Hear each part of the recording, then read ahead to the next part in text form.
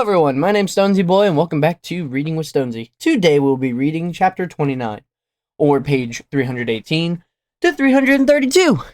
So, without further ado, let's begin. Chapter 29. They called it prison. Scythe had gleaned since conclave. All her concern was on Citra. I'm entitled to some downtime, the Scythe told her. I have plenty of time to pick up the slack.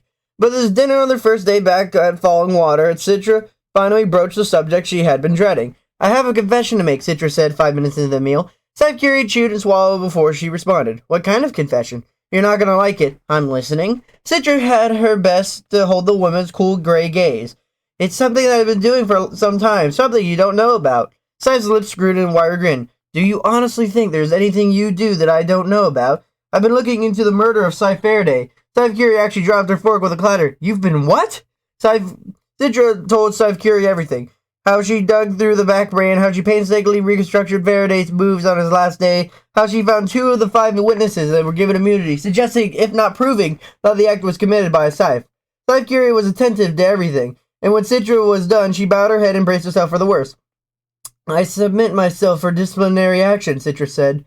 Disciplinary action, said Scythe with disgust in her voice. That disgust was not aimed at Citra. I should discipline myself for being so inexcusably blind to what you were doing.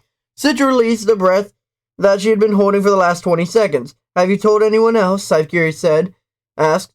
Citra hesitated, then realized there was no sense in concealing it now. I told Rowan. I was afraid you'd say that. Tell me, Citra, how did he do to you after you told him? I'll tell you what he did. He broke your neck. I think it's a very good indication of where he stands on this. You could bet that Scythe Goddard knows all about your little theory by now. Citra didn't even want to consider whether or not that might be true. What we need to do is track down those witnesses and see if we can get any of them to talk. Leave that to me, Scythe said.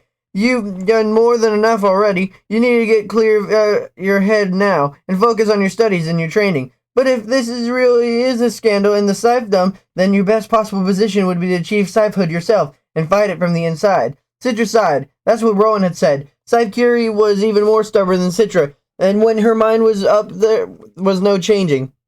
Yes, Your Honor, Citra then went to her room, still felt a definite sense that there was something Scythe was holding back from her. They came for Citra the following day. Scythe had gone to the market, and Citra was doing what was expected. She was practicing killcraft with knives in different sizes and weights, trying to remain balanced and grateful. There came a pounding on the door that made her drop the larger knife, almost stabbing her foot. There was a moment of deja vu, because the exact moment sort of pounding that came in the middle of the night when Scythe Faraday had died. Urgent, loud, and relentless. She left the larger blade on the ground, but concealed the small one in her pocket sheath sewn in her pants. Whatever this was, she would not want unarmed when she answered the door. She pulled open the door to view 2 officers of the Blade Guard. Just as there had been a terrible night, her heart sank. Citra Terranova? One of the guardsmen asked. Yes? I'm afraid you need to come with us. Why? What happened? But they didn't tell her. This time there was no one with them to explain. Then it occurred to her that this might not be what it seemed.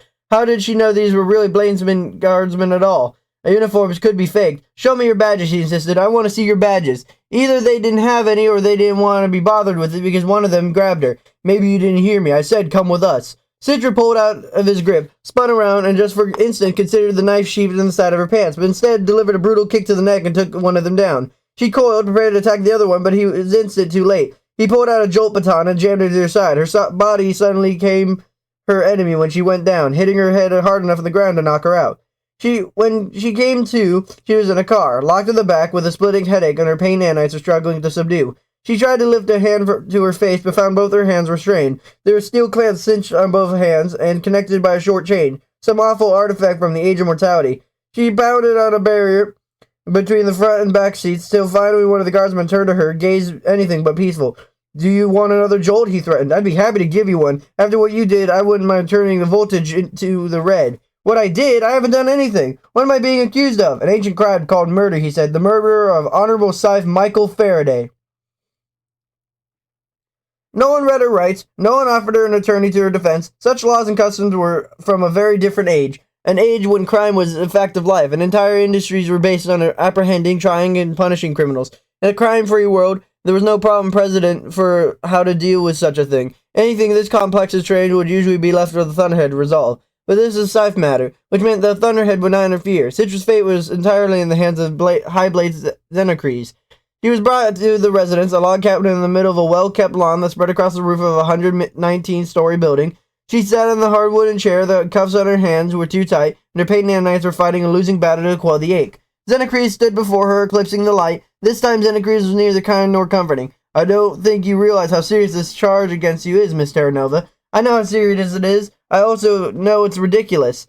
The High Blade didn't respond to that. She struggled in the blast of things cuffing her hands. What kind of world would make such a device? What kind of world would need one? Then, out of the window stepped another Scythe, robed in earth-tone brown and forest green. Scythe Mandela. Finally, someone reasonable, said Citra. Scythe Mandela, please help me. Please tell them I'm not guilty. Scythe Mandela shook his head. I'll do nothing of the sort, Citra, he said sadly. Talk to Scythe Curie. She knows I didn't do this. This is too sensitive a situation to involve Scythe Curie at this time, said Xenocrates. She'll be informed once we've determined your guilt. Wait, you mean she doesn't know where I am? She knows we've detained you, said Xenocrates. We're sparing her details for now. Scythe Mandela sat in the chair across from her. We know you've been in the back brain, attempting to erase records of Scythe Faraday's movements on the day he died, to follow our own internal investigation. No, that's not what I was doing, but the more she denied it, the more guilty she appeared. But that's not the most damning evidence, said Scythe Mandela, when he looked at Xenocrates. May I show her? Xenocrates nodded, and Mandela pulled out from his robe a sheet of paper, putting it in one of Citra's cuffed hands. She raised it and read it, but not even imagining what it could be. It was a copy of a handwritten journal entry. Citra recognized the handwriting. There was no question that it was Scythe Faraday's, and she read. Her heart sank to a place she didn't know existed in this or any world. I fear I made a dreadful mistake. An apprentice should never be chosen in haste. But I was foolish. I felt a need to impart all I know, and all I've learned. I sought to increase the allies I have in the Scythe Zone who think as I do. She comes to my door at night. I hear her in the darkness. I only guess her intention. Only once did I catch her entering my room. Had I actually been asleep, who could say what she might have done? I am concerned that she may mean to end me. She's shrewd, determined, calculated. I've taught her the many arts of killing far too well. Let it be known that if death befalls me, it is not the result of self-gleaning. Should my life be brought to an unexpected end, it will be by her hand, not mine. That blazes the bane. Citra found her eyes filling with tears of anguish and betrayal. Why? Why would he write this? How? Now she was beginning to doubt her own sanity. There's really only one reason, Citra, said Scythe Mandela. Your own investigation was ascertained from the witness were bribed to lie about that truly occurred. Further, their identities have been tampered with, and we can't locate them. Bribed, said Citra, holding the last thread of hope. Yes, they were bribed with immunity, which proves it. Couldn't have been me, which could only have been done by another Scythe. We tracked the source of the immunity, said Scythe Mandela. Whoever killed Scythe Faraday also gave him one final insult. After he was dead, the killer had defeated the security measures on Faraday's ring, used it to grant the witnesses immunity. Where's the ring, Citra? Demanded Xenocrates. She couldn't look him in the face anymore. I don't know.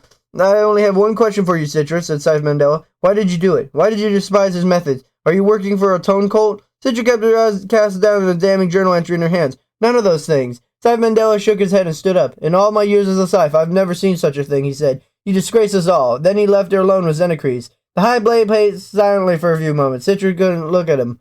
There is a concept I've been studying from the Age of Mortality, he informed her. It's a number of procedures designed to uncover truths. I believe the pronounced torture would involve turning off your pain nanites, then inflicting high levels of physical suffering until you finally confess the truth of what you've done. Citra said nothing. She still couldn't process any of this. She didn't know if she ever would. Please don't misunderstand, says Xenocrates. I have no intent of submitting you to torture, but this is only a last resort.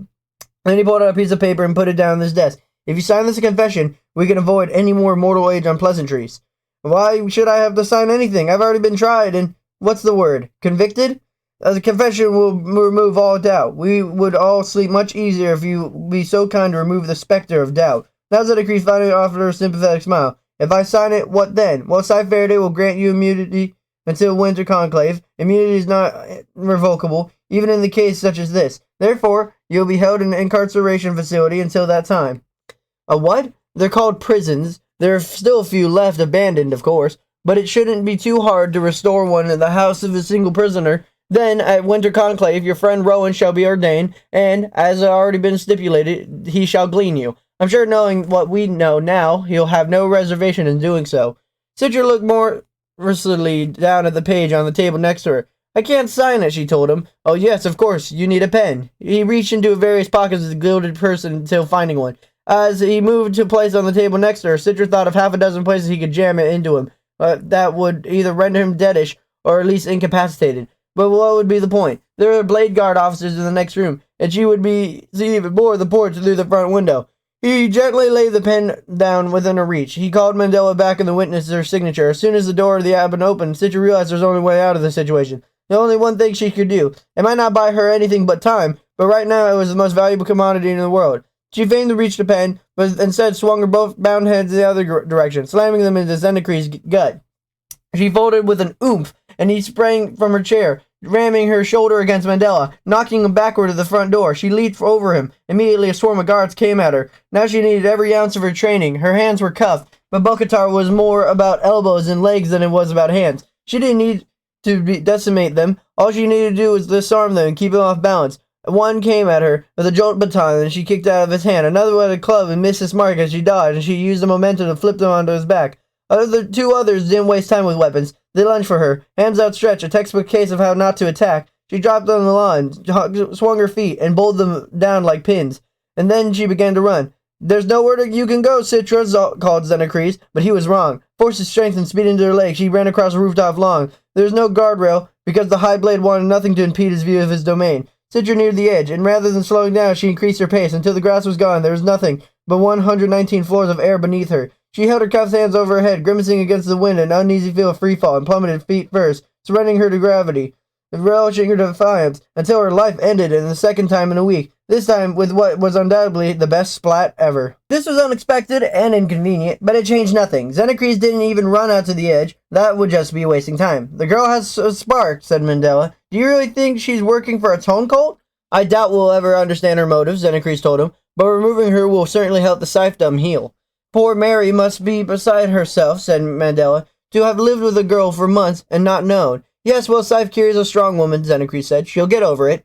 When he had his guards called down to the lobby, the sight of Citra Terranova's remains was to be cornered off until her unpleasant little self could be scraped off the sidewalk and brought to the revival center.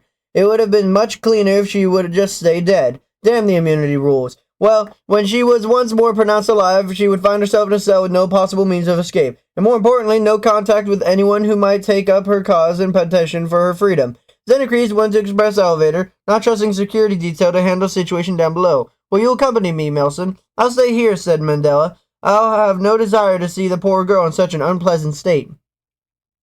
Xenocres assumed this would be simple scrape and sort maneuver, and indeed, an ambudrone which had already landed on the street, ready to spirit away what was left of Citra, but something wasn't quite right. It wasn't the security detail surrounding her remains. Instead, there was at least a dozen men and women, all in cloud-colored suits, forming a circle around her. Nimbus agents. They ignored the threats and jeers from the Blade Guard officers who insisted that they went through. "What's going on here?" Xenocres demanded. "The damn Nimbs," said one of the guardsmen. "They were already here when we came outside. They won't let us near the body." Xenocres pushed his way to the security detail and addressed the woman who appeared to be the head Nimbus agent. "See here, I am High Blade Xenocres. This is Scythe business, and as such, you and the rest of your Nimbus agents have no place here. Yes, the law states that she must be revived, but we shall bring her to the revival center. The Thunderhead has absolutely no jurisdiction." "On the contrary," the woman said, "all revival falls under the auspices of the Thunderhead, and we are here to make sure that its domain is not infringed upon." Xenocres sputtered for a moment before finding mental traction. "The girl is not a public citizen. She's a Scythe apprentice." "Was a Scythe's apprentice," said a woman. "The moment she died, she ceased to be anyone's apprentice. She is now a rather damaged set of remains that the Thunderhead must repair and revive. I assure you that the moment she is pronounced alive, she will be fully under your jurisdiction once more." A team of revival workers made their way to an ambudrone and began to prepare the body for transport. "This is inexcusable," raved the High Blade. "You can't do this. I demand to speak to your superior. I'm afraid I report directly to the Thunderhead." "We all do. And since there is no contact between the Scythe and the Thunderhead, there's no one else for you to speak to. I shouldn't even speak to you now." "I will glean you," threatened Xenocres. "I will glean every once in a lot of you where you stand." The woman was not troubled. "That is your prerogative," she said, "but I believe that you should be considered biased and malice aforethought. A violation of the Scythe's second commandment by the Regent's High Blade could most certainly raise eyebrows at the World Scythe Council's next global conclave." But nothing left to say. Xenocres just screamed primal rage into the woman's face until its emo nanites calmed him down.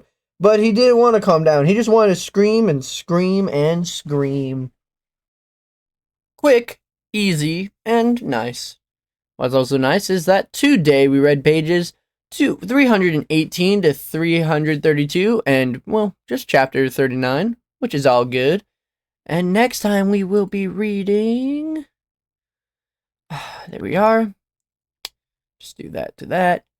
Alright, alright. Next time we'll be reading chapters 30 to 31. I believe that is right. Yeah, that's right. Alright. Chapters 30 to 31. Pages 333 to 357. So 24 pages, which is not bad. And, actually, part 4 will be on a new part entirely. So, yeah, that's fun, that's cool, that's super dual. But what's better is that it's time for...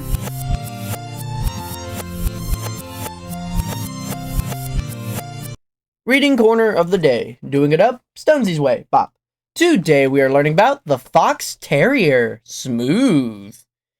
Now, it should be kind of weird that Smooth is in parentheses at all, but the next animal we're reading is also the Fox Terrier, but... well, we'll learn about next episode. It looks cute. I think it's the dog from... I don't know, a lot of the dogs look the same to me. But it's cute. It's adorable. It's got a nice little pickle patch on its back. Anyways, what's the history? What else do we know about the Fox Terrier, Smooth? Or I'll just say it's the Smooth Fox Terrier, which is also a tongue twister, but whatever.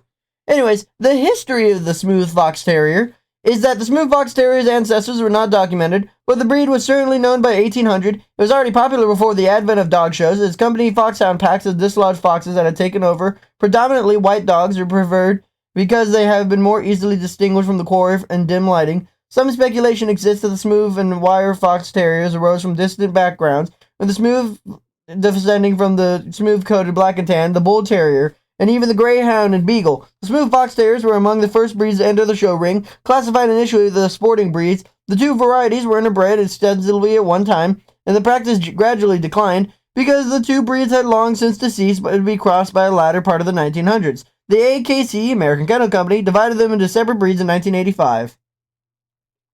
Wow, maybe this whole episode's going to be quick, because that's all the history.